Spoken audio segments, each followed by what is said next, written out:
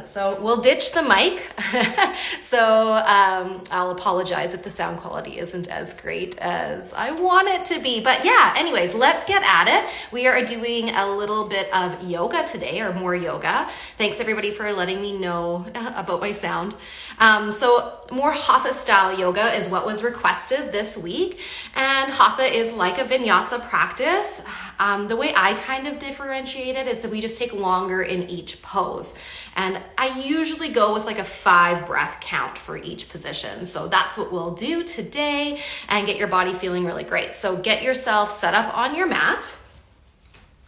Hopefully you can still hear me while I'm over here, because I can now not see any of your comments.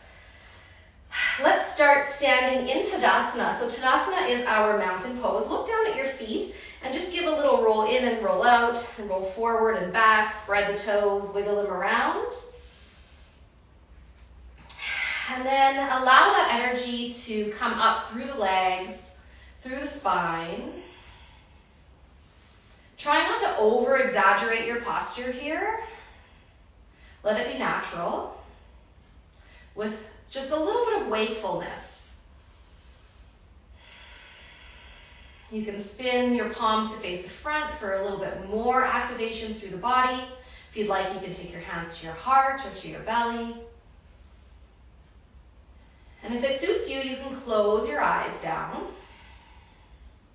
If not, just a soft drishni out into the distance. And we'll tap into the sound of our breath flowing through our body. Inhale deeply. Exhale, let it release. Inhale deeply. And exhale, release. One more breath. Inhale.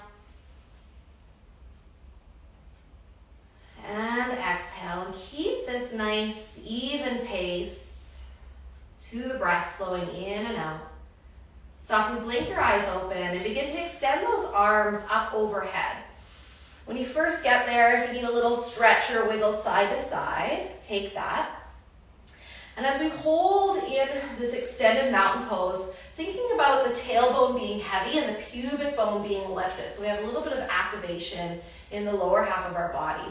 The sternum, as if you had a string, is being pulled up towards the ceiling, and your gaze is up a little tiny bit here, maybe to where the ceiling and the wall meet. Breathe into the lungs. Getting a nice stretch and starting to warm up through the trunk of your body. On your next exhale, take the arms wide, lead with the chest, bend your knees, stick your booty out, and come all the way down into a fold. Inhale, come up through Ardha Uttanasana, so lengthen the spine. You can have the knees softly bent. Think about tailbone going out, pull the shoulders up. Let's hold here.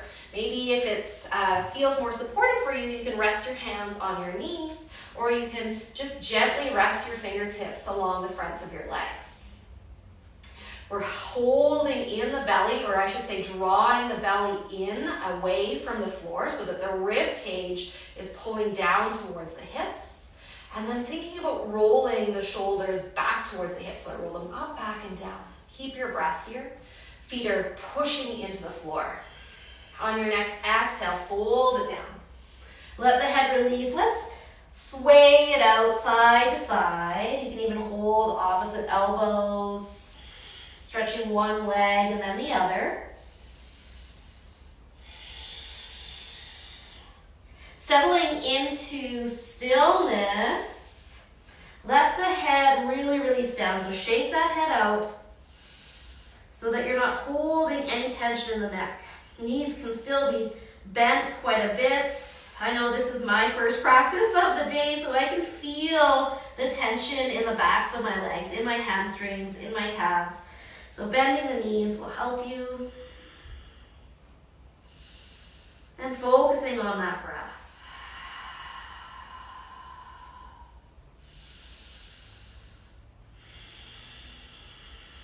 Let's take another round of breath here. Release your hands down towards the floor. Inhale, take your gaze forward. Begin to transfer all of your weight onto the right foot, and then gently step the left foot towards the back of the mat. The ball of the foot will hit down or touch down, and then take the back of the knee down onto the floor. Walk your hands up to the front thigh.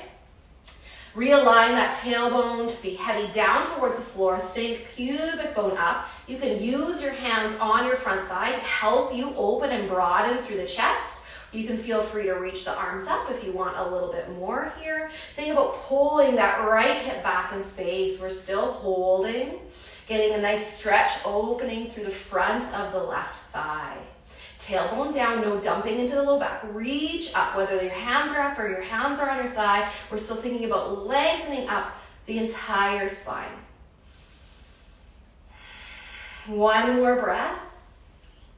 On your exhale, ride it out until the hands come down towards the floor. If the back toes aren't tucked under, tuck them under now. Press the back knee up off the floor. Push and lift your right foot until you step towards your first downward facing dog. Take a moment just to pedal out the feet, sway side to side. Get acquainted with your hands being gripped onto the mat. And then let's settle in for 5 rounds of breath. You can generously bend those knees. Don't worry about the heels touching the floor. Think more length through the spine. Breath number 2.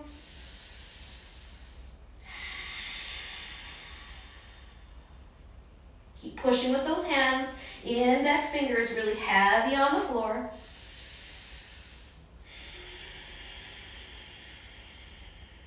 One more breath here.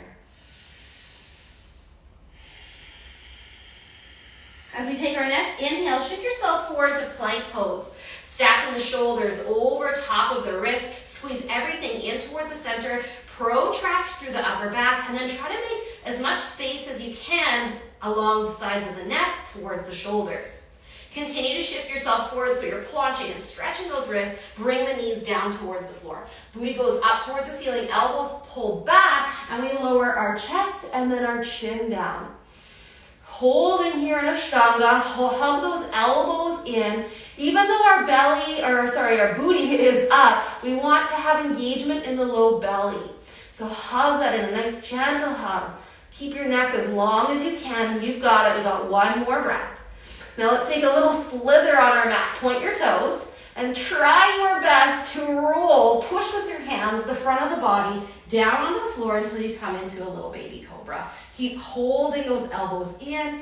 Keep holding your hands backwards so that you're making your neck nice and long. Lovely job. Take the gaze forward just slightly so that we're not cranking in the back of the neck. Let's begin to tuck the toes under. Push up, roll over your knees, and send the hips up and back until you're in your downward facing dog. Begin to gaze forward, rise up onto your toes, bend your knees, and you can either step or just take a little jump until you come to the top of the mat. Inhale, halfway lift into that Ardha Uttanasana, lengthen the spine. Exhale, fold yourself down. Once again, let's hold here for a few rounds of breath. Let yourself sway. Get all the kinks out, right? So there's time when movement is good and time when stillness is good. And you really have to listen to your own body to decipher what that time is for you.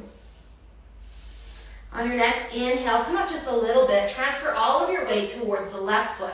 Lift up the right foot and step towards the back of the mat. Ball of the foot touches down, back knee comes down. Making sure that your feet are about hip distance apart. Hands come up towards the front thigh. Adjust all the clothes.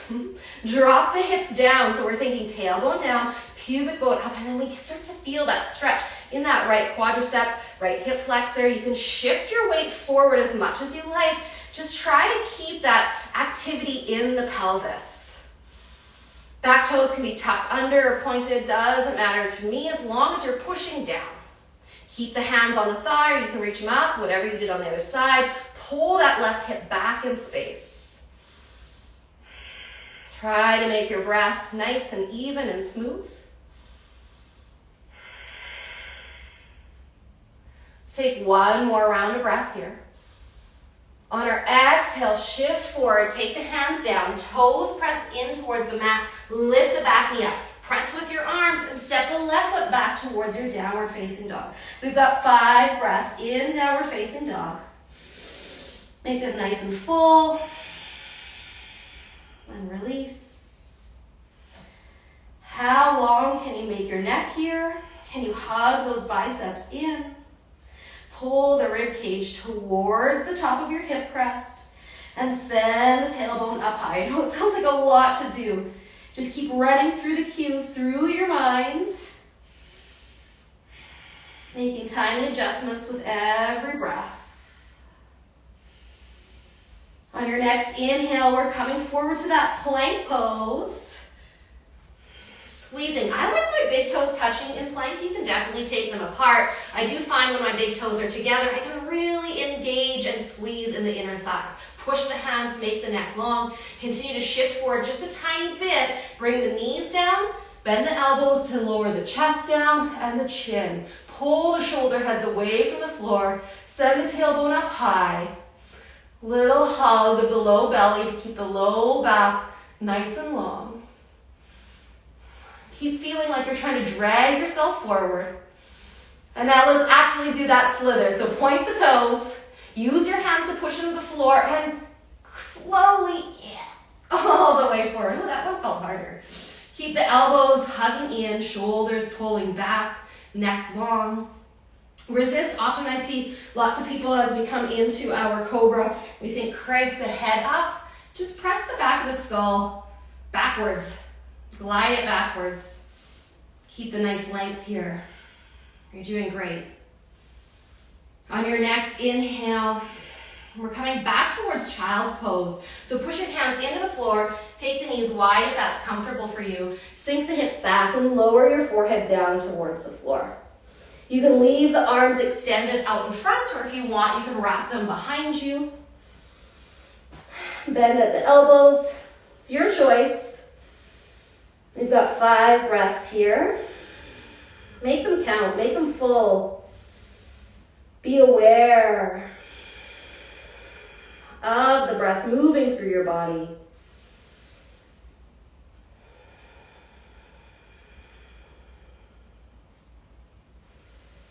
Feel your lungs expand up towards the ceiling.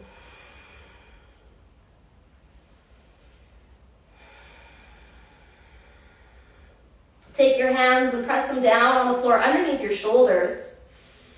Tuck the chin and gently roll through the spine as you come all the way up to sit. Nice and slow.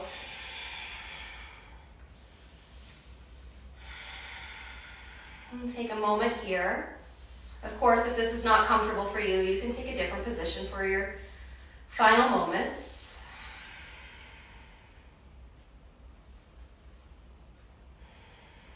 We'll take our hands in front of our heart center if that has meaning for you. If it doesn't, there's no need. I like to just use it as an ending, a sealing in of the practice. Thank you so much for joining me today. Be well, my friends.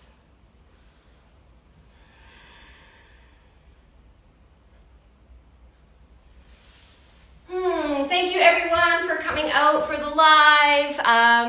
Thanks for being so patient with the sound. If there's anybody out there that is like an IG Live person that knows all the things and has better information about how to have great sound quality while I'm going, why my mic's not working, I would love to hear that input. But have a great day. If you want this sent to your inbox, don't forget to sign up for my VIP list. You can do that with the link in my bio.